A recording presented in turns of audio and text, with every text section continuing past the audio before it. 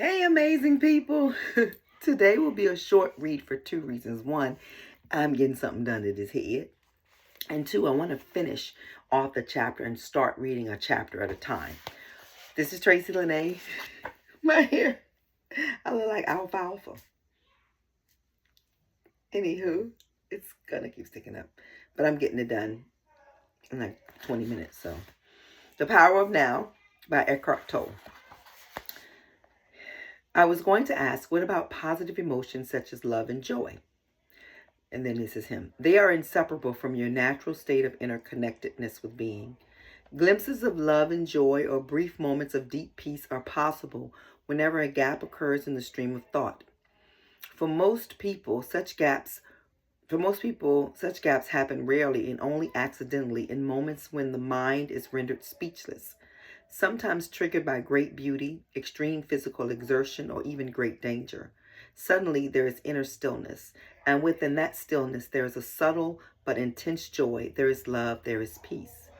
Usually such moments are short-lived, as the mind quickly resumes its noise-making activities that we call thinking. Love, joy, and peace cannot flourish until you have freed yourself from mind dominance. But they are not what I would call emotions. They lie beyond emotions, on a much deeper level. So you need to become fully conscious of your emotions and be able to feel them before you can feel that which lies beyond them. Emotion literally means disturbance. The word comes from the Latin immovere, meaning to disturb. Love, joy, and peace are deep states of being, or rather three aspects of the states of interconnectedness with being. As such, they have no opposite. This is because they arise from beyond the mind. Emotions, on the other hand, being a part of the dualistic mind, are subject to the law of opposites. This simply means that you cannot have good without bad. So the unenlightened mind identified condition what is sometimes wrongly called joy, is usually the short-lived pleasure side of the continuously alternating pain-pleasure cycle. Pleasure is always derived from something outside, whereas joy arises from within. The very thing that gives you pleasure today will give you pain tomorrow, or it will leave you, so its absence will give you pain. And what is often referred to as love may be pleasurable and exciting for a while, but it is an addictive clinging, an extremely needy condition that can turn into its opposite at the flick of a switch. Many love relationships, after the initial euphoria has passed, actually oscillate between love and hate, attraction and attack. I know y'all can hear my grandchildren in the background, but it is what it is. Whew. Real love doesn't make you suffer. How could it? It doesn't suddenly turn into hate, nor does real joy turn into pain. As I said, even before you are enlightened, before you have freed yourself from your mind, you may get glimpses of true joy, true love, or a deep inner peace, still but vibrantly alive. I had those every time I gave birth. Every time I gave birth, I felt pure love. Looking at that face for the first time that came out of my vagina, straight out of a vagina. I was going to do some t-shirts for babies like that, for newborns, straight out of a vagina, like, straight out of Compton. Anyway, that true love, that true joy, that true peace was there. I knew this came from God. And within seconds of feeling that great joy, I started to panic. Oh my God, I'm responsible for this human being. So yeah, it can definitely go from true euphoria right to fear really, really quickly. I like this part, and I know some people will disagree. Real love doesn't make you suffer. How could it? It doesn't suddenly turn into hate, nor does real joy turn into pain. So somebody that says they love you, but if they do something that they know they are hurting you, is that real love?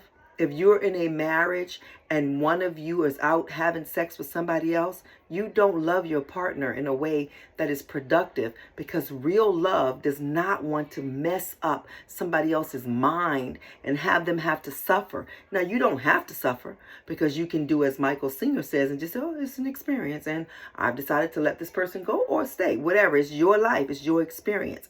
But real love does not make you suffer.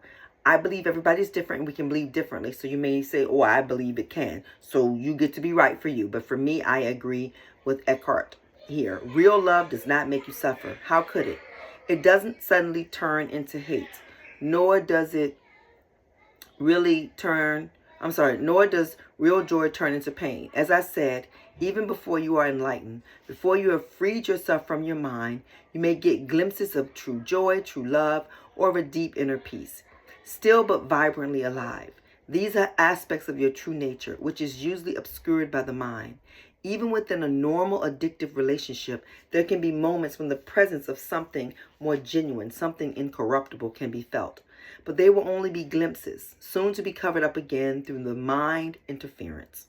It may then seem that you had something very precious and lost it, or your mind may convince you that it was an illusion anyway. The truth is that it wasn't an illusion and you cannot lose it. It is part of your natural state, which can be obscured but can never be destroyed by the mind. Even when the sky is heavily overcast, the sun hasn't disappeared.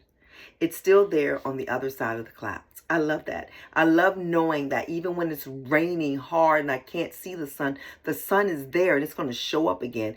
Annie said it best. And, I got Annie hair the other day. I think I told y'all the way I was dressed. My daughter said I looked like Annie and she just bursted out laughing. So the sun will come out tomorrow. Bet your bottom dollar that tomorrow there'll be sun. Yeah.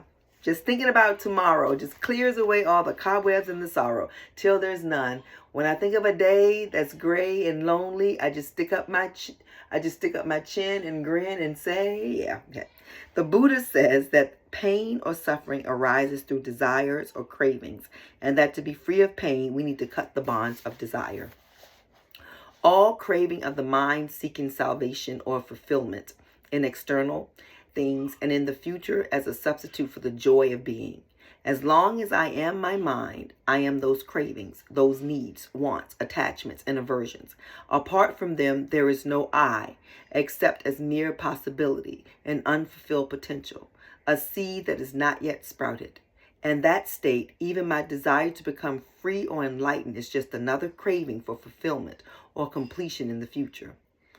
So don't seek to become free of desire or achieve enlightenment. Become present. Be there as the observer of the mind. Instead of quoting the Buddha, be the Buddha.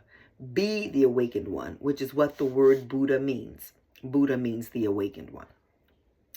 Humans have been in the grip of pain for eons, ever since they fell from the state of grace, entered the realm of time and mind, and lost awareness of being. At that point, they started to perceive themselves as meaningless fragments in an alien universe, unconnected to the source and to each other. Pain is inevitable as long as you are identified with your mind, which is to say, as long as you are unconscious, spiritually speaking. I am talking here primarily of emotional pain, which is also the main cause of physical pain and physical disease. Resentment, hatred, self-pity, guilt, anger, depression, jealousy, and so on. Even the slightest irritation are all forms of pain. And every pleasure or emotional high contains within itself the seed of pain. It is its inseparable opposite, which will manifest in time. Anybody who has ever taken drugs to get high will know that the high eventually turns into a low, and that the pleasure turns into some form of pain. Many people also know from their own experience how easily and quickly an intimate relationship can turn from a source of pleasure to a source of pain. Seen from a higher perspective, both the negative and the positive polarities are faces of the same coin, are both part of the underlying pain that is inseparable from the mind-identified egoic state of consciousness. There are two levels to your pain: the pain that you create now, and the pain from the past that still lives on in your mind and body. Ceasing to create pain in the present and dissolving the pain, this is what I want to talk about now. And this is what we're going to get in tomorrow. The next chapter 2, Consciousness, the Way Out of Pain. And it's 10 pages. And I'm going to do my best to read all 10 pages within 20 minutes, adding just a little commentary here and there. But I wanted to just talk a little bit about this last sentence he said here. There are two levels to your pain: the pain that you create now and the pain from the past that still lives in your mind and body. Let go of the past. Let go of that past pain. It will kill you. It will take a hold of you and bring a disease. Let it go. It's happened now. You can't change it. It's happened. They did it. You did it. It's done. You have to forgive yourself and let it go and move on. Freeing yourself of it will definitely take some work. You write it out, take some journaling time, do whatever you need to do. But understand that that pain is sitting is sitting in your body, causing underlying health conditions, and you don't need that. Let it go. We can do it. We can decide, you know what, that's the past. I don't want to live in the past anymore. And every time you find yourself about to talk about it, say, I don't want to talk about that. I take control of my mind. I am not my mind. So I will see you tomorrow. If you know me, if you've seen me before, you know that I teach middle school, and school is going great. It's the first week, but I'm committed to doing what I said I was going to do, because one, I'm impeccable with my word. So since I'm impeccable with my word, I have to still read every day. But I'm going to try to do a chapter a day, and I'm in school as well. So I'm that girl. I'm in school to finish my degree. I'm teaching school. I'm reading this book. I'm going to get this extra 40 pounds off that I picked up along the way in the past 4 years, and I don't want it no more. Me don't want it. Me wants to go back to the Tracy that I was. Well, not back, but me wants to see in the real time the body that I know I can have, because I can never go back.